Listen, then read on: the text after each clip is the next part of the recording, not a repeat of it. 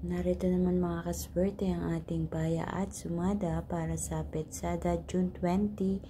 Araw po ito ng Biyernes at kung ito ay napanood mo ngayong Huwebes pa lang, ay pwede ka na rin kumuha na ng mga numerong gusto mong tayan dyan kasi kalimitan kung alin yung advance paya na pinapost ko yun agad ang tumatama.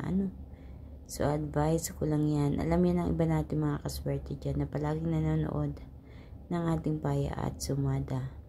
So narito ang ating mga rumble numbers. Huwag na nating patagalin pa. Ang 18, 21, 12, 38, 3, 7, 20 at 9. 16, 30 at 11. Ayan, para naman sa ating butas or ipit na numero, nakalimutan ko ilagay 8 din pala ay butas. So, idagdag nyo na lang dyan ang 8, 17, 10 at 19. So, para naman sa ating lucky pumpiyang 12, 12, 10, at sa ating lucky tips pares ang 11, 38, 7, 12, 9, 30 at 16, 21. So, inuulit ko mga kaswerte dito sa ating butas or ipit na numero. Idagdag nyo na lang ang 8. Ngayon ko lang napansin, butas din pala ang 8 dahil diyan sa ating 7 at 9 sa rumble numbers.